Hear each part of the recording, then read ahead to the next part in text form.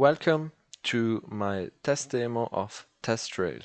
My name is Noah Leingruber and I will now guide you through the different possibilities we have in TestRail, which is a test management tool. So how the name says, it manages the different test runs, test cases in a project. And before I want to say that I am assuming that we are a company that are making an application of a different type or of a certain type, and therefore I already made up a project. In the project you can enter different descriptions, estimate times, and so on. So as a first step, we have in or we can see an overview of the different tests made within a project that are already documented. So here you can see the passed, the retests, the fails, and so on. So to begin in a project, we have different milestones that we can make. So for example, of milestones of the different versions of the app. You can name them how you want to name them. So here I have app version 1.0, app version 2.0. I will just quickly show you how we make a milestone. Here you can enter the name, for example, version 3.0. You can also see in quite every field where you can enter something, TestRail shows us different examples what we could enter. You can also enter a parent milestone, so if it's a sub milestone of a milestone, you can describe the purpose and the goals of this milestone, enter start date, end dates, and if the milestone is completed, for example. But how already said, I already made up a milestone. In this milestone, then we have different test runs and results, but this I will show you later on. First, I will show you the different test cases I already made up. So to keep in mind, we are a company that makes an application. So I have here three different sections, for example, usability tests, functionality tests, performance tests. If we look at the functionality tests, we can here see that we have, for example, the contact support as one test case. And in this test case, we have different things that we can enter. For example, if I'm editing this here, we see how I entered it. So we have, for example, the title, then the section, it's already a functionality test, then the type, it's a functional test. We can enter the priority if we want. Also estimate times or references. References here in this case are if we have, for example, a company intern wiki where we reference to this, where, for example, the tests or milestones or whatever are described. And we can also select if it's an automation type or not. But just to clarify, TestRail does not do tests. It just documents them. So we cannot do the tests in TestRail. But we could link, for example, with RunnerX to link it to an automated test execution tool. We could also enter preconditions. We can also enter the tables or images and the different step.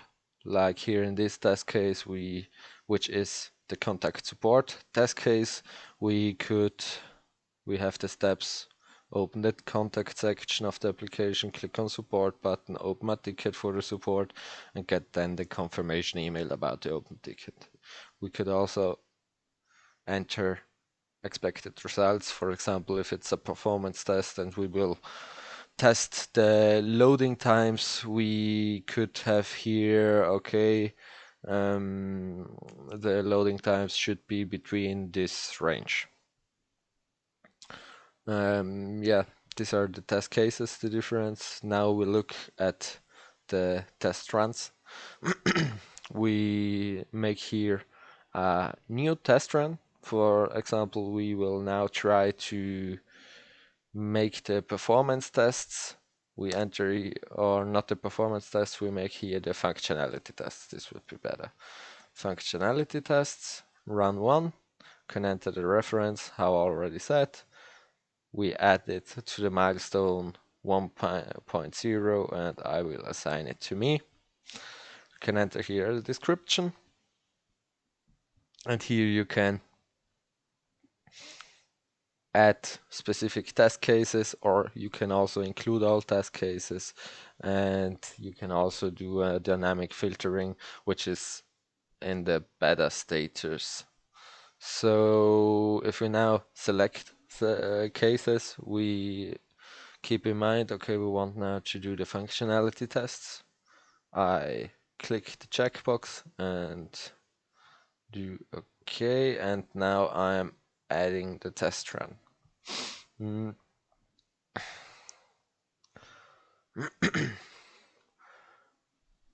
Okay, now we can see the overview of our test run. We have 2 test cases in it, and we can see 2 of 2 are untested, 0 passed for this. Then, and now we are looking on the contact support test case. We see here again the description. We could see history and the context of the test case. Here we can see, okay, I already tested one time, it failed. And if we now click on this button, we can stop the time. So we are assuming that now we are testing the different steps that were described in this test case.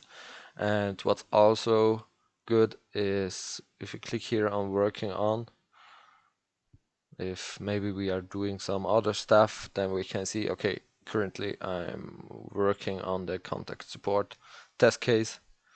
Or we could also see what are others doing, or what are other testing right now, if this is, if you want this, because could also the case that user don't want that others sees what he does.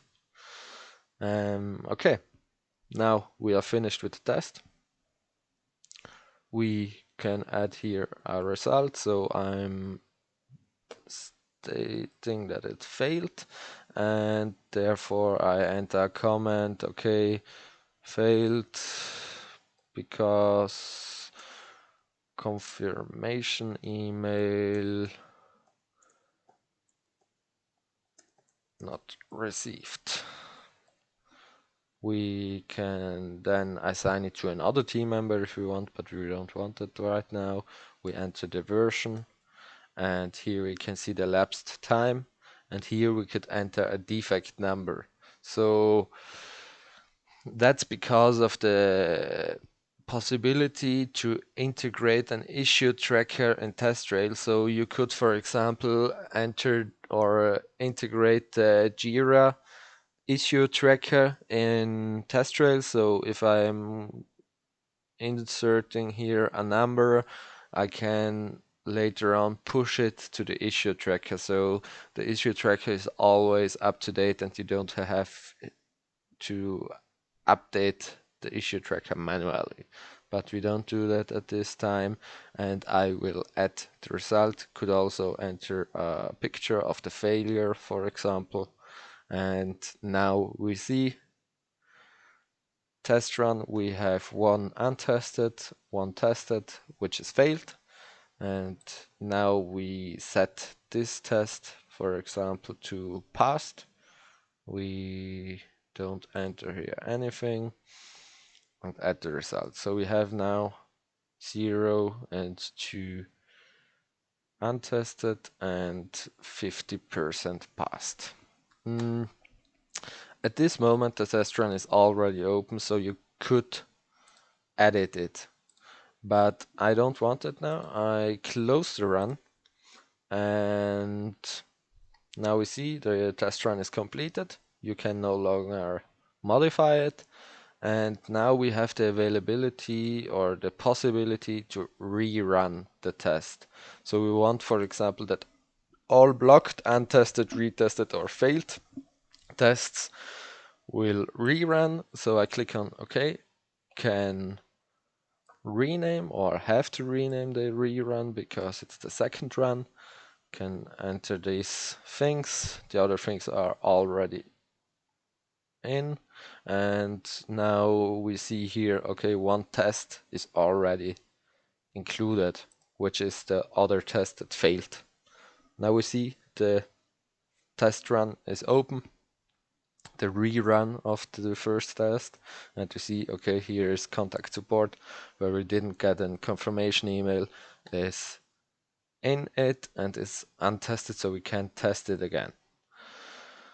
Okay, we can also subscribe to receive emails, for example, for if someone is doing something on this test run, then you could get a email, for example, if you're the head of the project or the head of the tests of the project. And yeah, here if I go to the overview, we can see today 3 failed, 4 passed. Here you can see the history of the activities which were done, also if they completed or not. And if you are going to the reports section, you could make some reports. For example, the summary of the defects, the comparison for cases, or the activity summary. And it's very interesting that in this part you can make the reports, for example, you can schedule them. So you receive it, for example, every month on the first, or every week on Monday, and then you can receive them attached as a PDF in an email or HTML, for example. And yeah, I already did some because the loading time is quite 3-4 minutes and we don't have the time. And here you can see I made a report of the activity summary for cases. So we see in the last couple of days we made six test cases, and we updated 4 test cases. Here you can see which the test cases are. And yeah, I think it's a really good tool to get the overview of a project, so you can see which person is testing what and where are the failures, and you can also see in which section of the project are the failures, so you can currently react on this thing. So if you see the failures are always in one section, then you can invest more development time, for example, in this section. And as a last, I will show you the administration part. So here we see which or how much of the storage we are using, because at the moment I am using the cloud version of TestRail, but you could also purchase it as on your own servers, that you install it on your own servers, for example. The price is a little bit different from the cloud version, but they give you these 2 possibilities.